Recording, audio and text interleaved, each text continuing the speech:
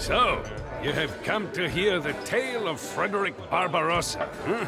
Better order us another round. Maybe 3. You see, it is a great tale. But then again, everything about the man was great. Barbarossa was a man of great appetites, great ambitions, and a great red beard.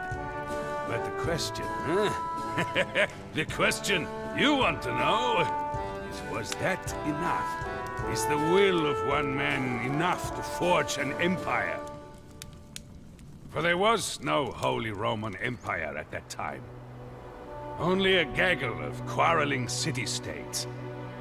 These dubiously loyal princedoms were more interested in a loose confederation than a unified empire.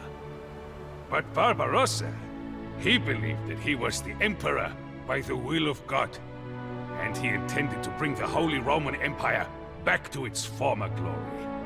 If that meant crushing all of the German princes, well, so be it. They have called Barbarossa the scourge of Europe, but he was as skilled a diplomat as he was a warrior. He united the German principalities with more than just a sword. He established a set of legal codes known as the land pieces. He helped the hungry by fixing an official price for grain after every harvest. The provinces of Germany quickly became the wealthiest and most powerful in Europe. The Holy Roman Empire was so successful, in fact, that it quickly became strong enough to expand.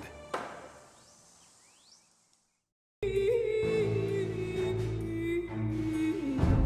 Empire was in full bloom, and her population was rapidly growing.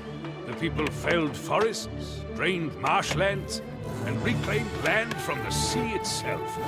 This newfound prosperity made expansion too tempting to resist. Eager to test his military might, Barbarossa set his sights east, towards the Kingdom of Poland. To assist in his invasion, Barbarossa called up one of his mightiest vassals, Henry the Lion. Henry was a powerful prince of Saxony, and his decadent palaces outshone the emperor's own. While he swore fealty to Barbarossa, some questioned whether Henry the Lion did not want the empire for his own. By ordering Henry the Lion to aid in the subjugation of Poland, Barbarossa meant to test his oath of allegiance once and for all.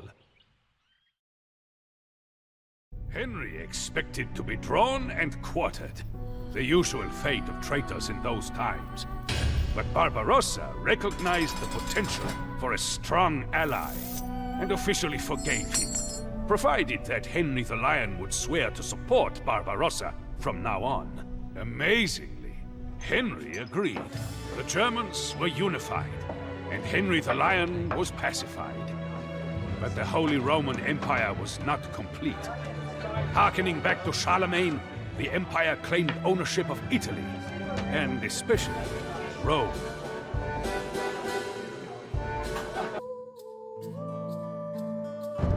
In Rome, the Pope firmly believed that it was the Church, not the Emperor, who was the ultimate authority for the Empire.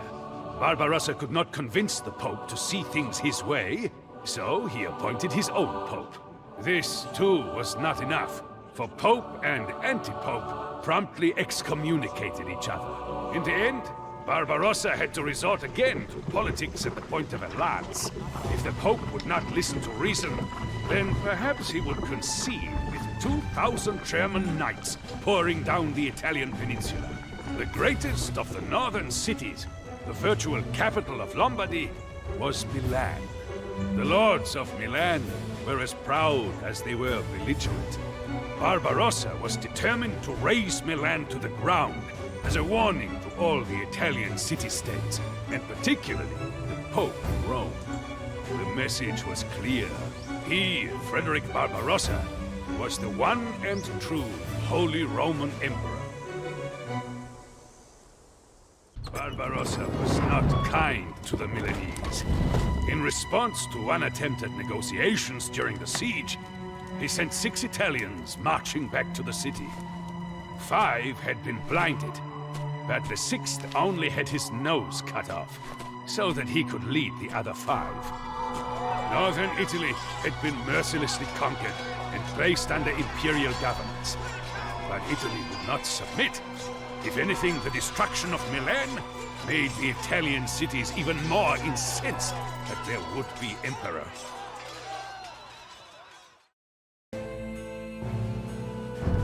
As long as Barbarossa's knights were present, peace endured. But the emperor could not be everywhere at once. Whenever he went to Italy, Germany would flare up.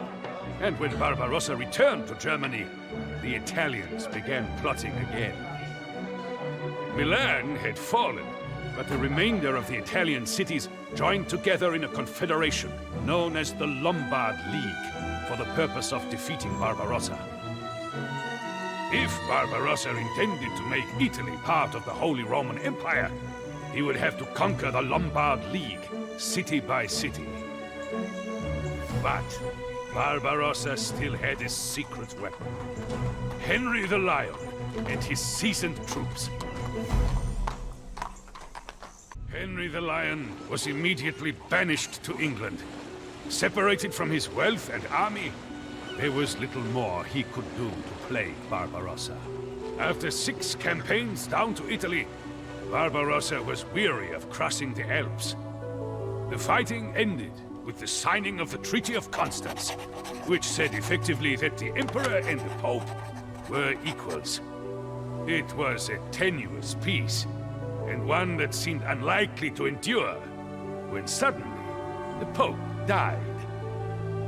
The new Pope was less interested in squabbling with the Emperor than he was in events down south. You see, the Europeans were being driven out of the Holy Land. It was time for another crusade.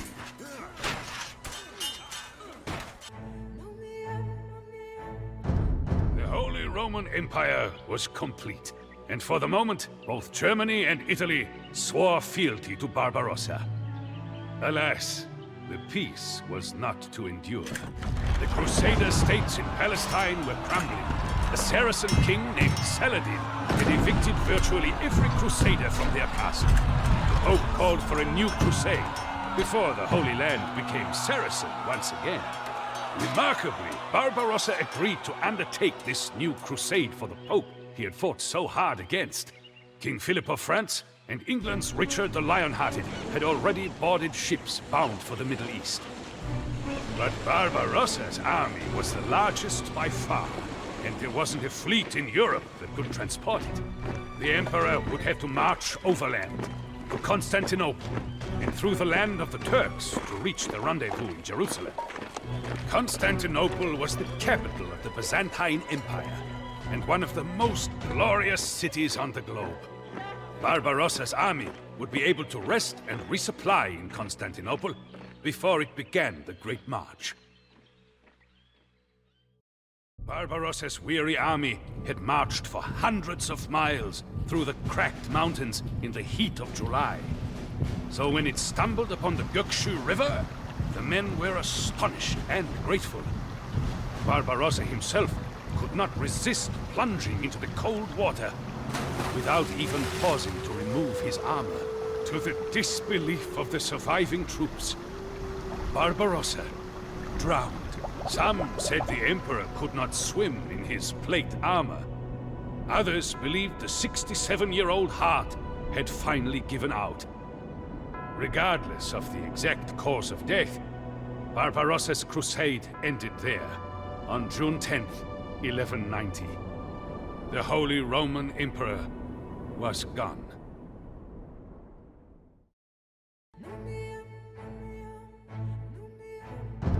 Barbarossa's soldiers were devastated. Several knights committed suicide. Others converted and joined the Saracens. So convinced were they that God himself had deserted them.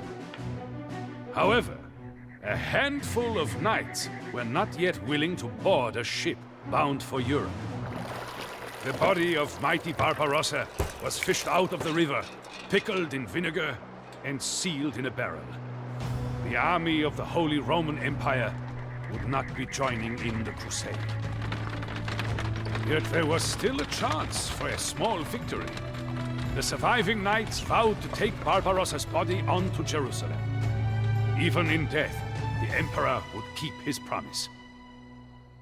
Legend concerning every great king, from Arthur on through Barbarossa, that says the king will return someday when his country needs him. Myths and legends about the sleeping emperor were passed down in German folktales. The Holy Roman Empire did not endure. She fell back into a patchwork of tiny city-states. Some would say Barbarossa's rule was a failure. But is it not a greater testament to the man that it was the force of his will alone that held the empire together? And what of Henry the Lion? With Barbarossa gone, there was nothing stopping him from returning to the Holy Roman Empire. But I am an old man now. What harm could I possibly do?